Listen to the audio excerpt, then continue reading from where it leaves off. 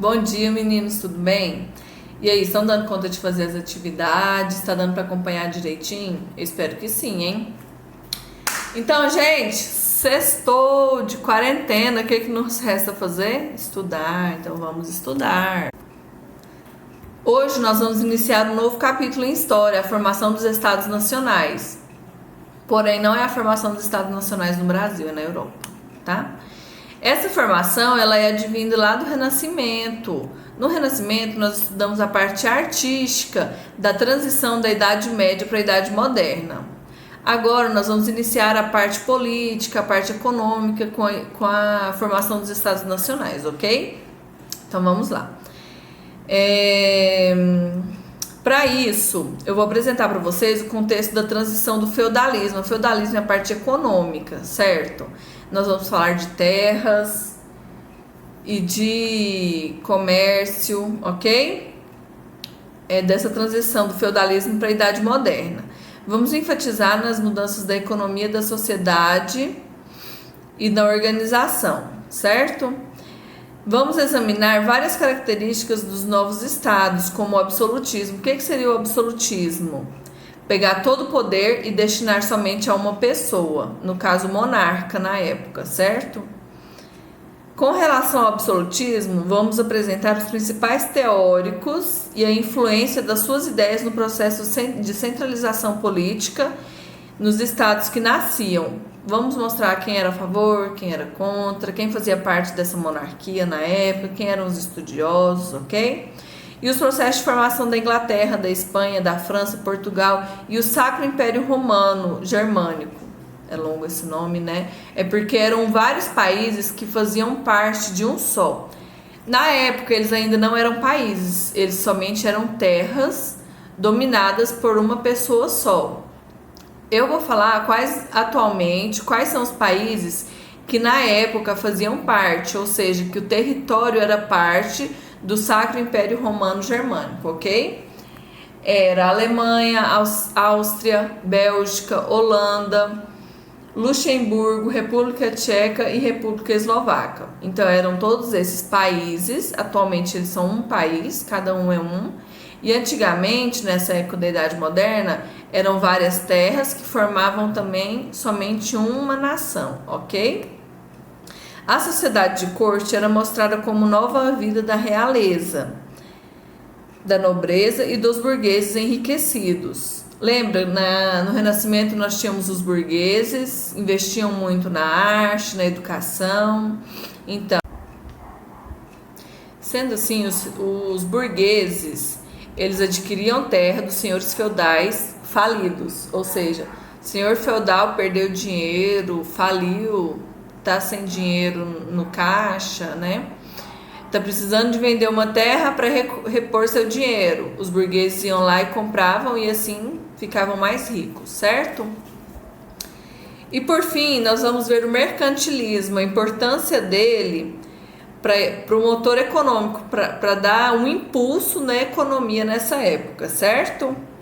Ele deu a sustentação a todo o processo de mudança que ocorreu no início da Idade Moderna. Por que é importante nós estudarmos sobre isso, sendo que não se refere ao Brasil? Porque a partir desse modelo de legislação, desse modelo de crescimento, de divisão de terras, foi que surgiu um modelo para outros continentes e até mesmo para a Europa, certo? Na Idade Moderna foi que deu a possibilidade da criação de uma identidade para a nação, certo?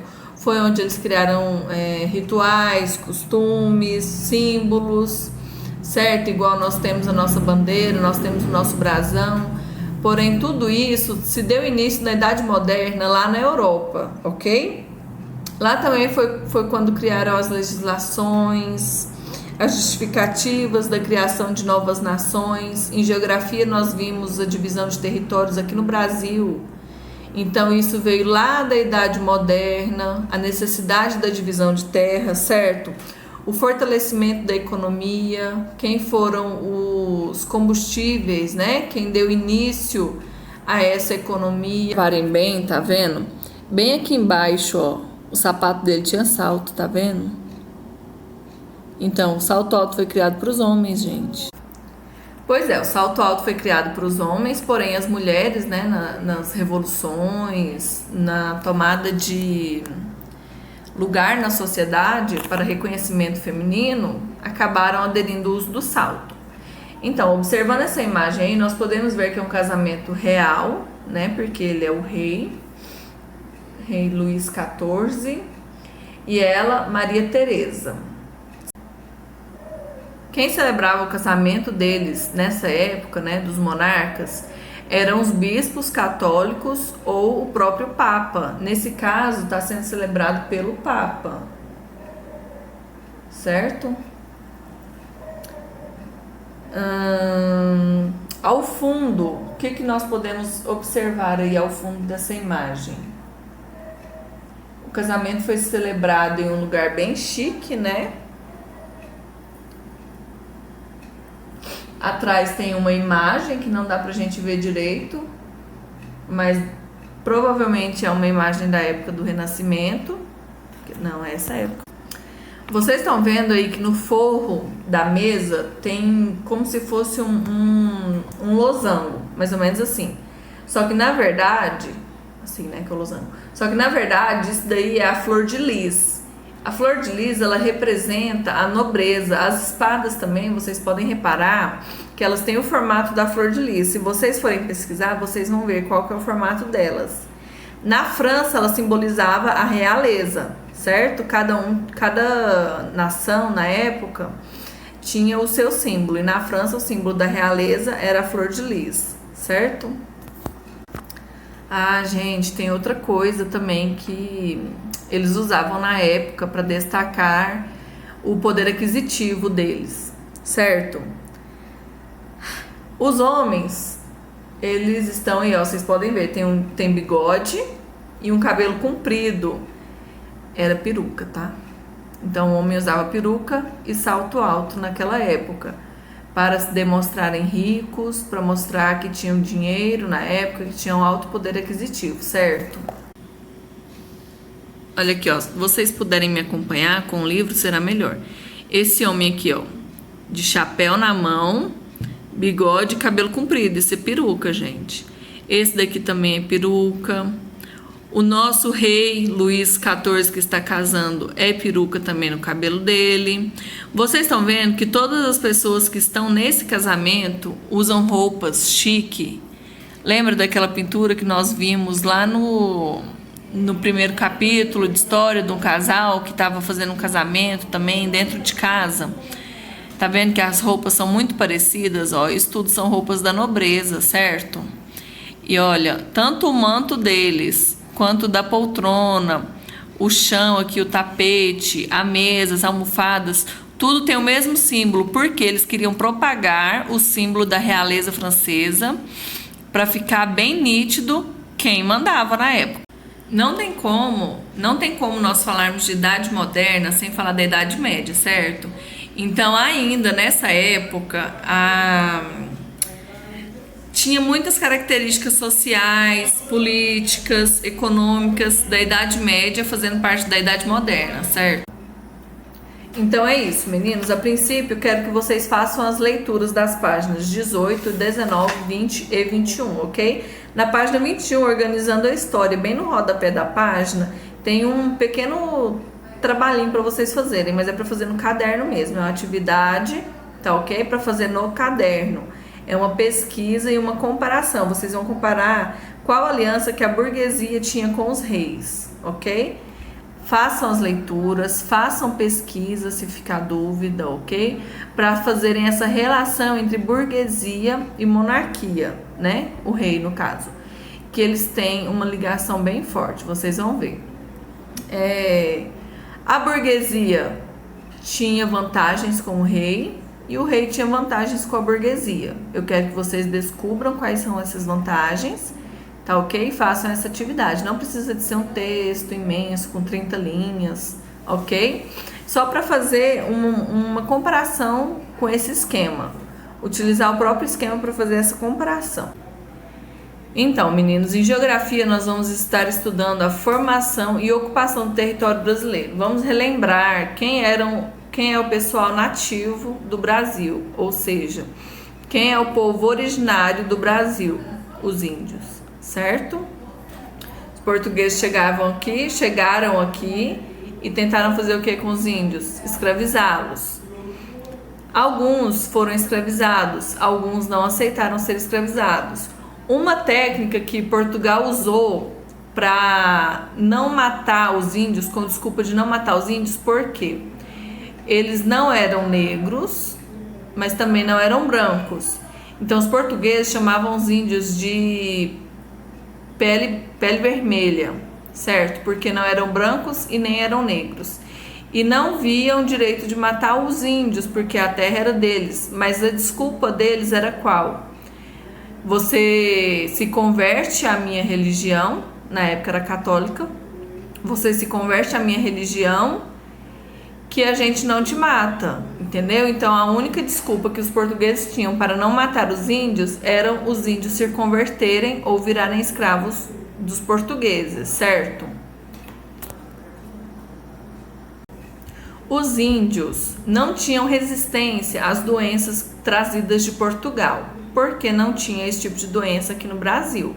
É igual está acontecendo com o coronavírus, a gente não tem resistência a ele, porque o nosso organismo nunca passou pelo nosso organismo, então nós não geramos ainda anticorpos contra esse tipo de vírus. Da mesma forma eram os índios, eles tinham alimentação saudável, tinham uma vida saudável, porém eles não tinham conhecimento de algumas doenças, da maioria na verdade foram trazidas de Portugal para o Brasil, certo? Até os índios criarem essa imunidade contra algumas doenças, milhares de índios morreram por causa de doenças trazidas de Portugal, certo? Vocês lembram que eu falei que Portugal não chegou no Brasil por um acaso, eles sabiam da existência de terras brasileiras aqui, tanto que Cristóvão Colombo descobriu a América. Se ele descobriu a América, é sinal que já tinha terra aqui, já tinha conhecimento de terra, então não foi um descobrimento por um acaso. Eles chegaram ao Brasil sabendo que tinha terras aqui e vieram de propósito à procura de ouro, porque deviam à Inglaterra. Isso tudo eu já falei para vocês. E eles precisavam de mão de obra para isso. Quem eles queriam escravizar? Os índios. Os índios falaram assim, não, peraí, você já chega na minha terra e quer me escravizar, me colocar para trabalhar para você de graça? Não, eu tenho os meus costumes, eu tenho a minha rotina. Eu não vou trabalhar para você de graça, eu não te conheço. Foi aí que os portugueses fizeram o quê? Trouxeram os negros para serem escravizados, porque lá na Europa eles já tinham esse costume de estarem escravizando os africanos. Então eles foram lá, pegaram africanos e trouxeram para o Brasil para serem escravizados, certo? Por que eu tô voltando lá na época da chegada dos portugueses ao Brasil? Porque a formação dos territórios brasileiros, a formação do território brasileiro, ela se deu a partir da chegada dos portugueses no Brasil. Por quê? Quando eles chegaram aqui no Brasil, a população estimada era muito pequena, era de 1 a 5 milhões de habitantes, dividido em cada espaço. Tanto que em Goiás nós tínhamos várias tribos indígenas, a mais conhecida, os Goiáses, que deu origem ao nome do nosso estado, certo? Então, cada território brasileiro, cada pedacinho do Brasil tinha a sua tribo indígena, com seus costumes, com as suas crenças, certo? Dos povos indígenas que sobreviveram a esse atentado, foi um atentado que Portugal fez ao Brasil, né? Muitos tiveram sua cultura retirada, sua regionalização retirada, certo? Voltando para o livro, página 20, livro integrado de geografia, certo? Olha, aí fala que a ocupação das terras brasileiras se deu a partir de 1532, certo? Porque antes, lembra, os colonizadores portugueses vieram atrás de ouro. Encontraram ouro? Muito pouco. Encontraram somente o ouro de aluvião que cercava a costa brasileira, certo? Ou seja, só se limitava à parte que tinha água, ok? Depois disso, eles foram explorar quem? O pau-brasil, porque tinha uma tintura muito cara na Europa. era muito difícil de obter a tintura de tom vermelho na Europa, por isso que eles exploraram muito o pau-brasil, com a desculpa de colonizar o Brasil, certo? Com isso, existia um tratado, que era o Tratado de Tordesilhas, que dividia as terras, metade da Espanha, metade para Portugal. O que Portugal teve que fazer? Descumprir esse tratado, porque eles queriam colonizar o Brasil. Eles colocaram na cabeça que o Brasil era deles e eles iam colonizar. Com isso, eles começaram a desrespeitar, a descumprir o tratado existente há algum tempo. Para isso, qual foi a melhor forma que Portugal viu para estar colonizando o Brasil e descumprindo esse tratado? Dividiu a parte deles nas capitanias hereditárias. O que eram isso? Pedaços de terra que eles doavam, certo? E ele era hereditário, ou seja, ele era vitalício. Até a pessoa morrer, passava para o filho. Se o filho morresse, passava para o neto e assim por diante, certo? Essas terras tinham o quê? Domínio. Eles tinham donos. Com isso, o que acontecia? Era mais difícil da Espanha descumprir o tratado, invadir as terras, porém era mais fácil de Portugal invadir as terras espanholas, certo? Para isso, como que os portugueses fizeram? Desenvolveram atividades com emprego e mão de obra escravizada, gente. Eles simplesmente chegaram no Brasil, queriam escravizar os povos que moravam no Brasil, tomar as terras dele, porque eles achavam que era direito deles, por causa de uma divisão que a Europa fez. Dessa forma, eles faziam como? Escravizando tanto índios como negros, certo? Vindos da África. Tem mais uma importante informação para vocês, né? Além de Portugal ter feito tudo isso aqui no Brasil, eles exploraram tanto o pau-brasil e não plantaram. Eles pensaram que não ia acabar. Como assim, gente? Você extrai uma coisa que é finita, que acaba, e não replanta, né? Por isso que é importante o reflorestamento, não só do pau-brasil, mas de todas as árvores, de todas as plantas nativas. Então, meninos, mas isso já está sendo resolvido. Existem os programas de preservação ambiental, né? Que servem para isso. Beleza. Para atividade do dia de hoje, páginas 18, 19, 20, 21 e 22. Tudo leitura. A única que tem atividade para escrever é a página 22. Não tem como fazer sem realizar a leitura. Então, leiam antes de tentar fazer, ok?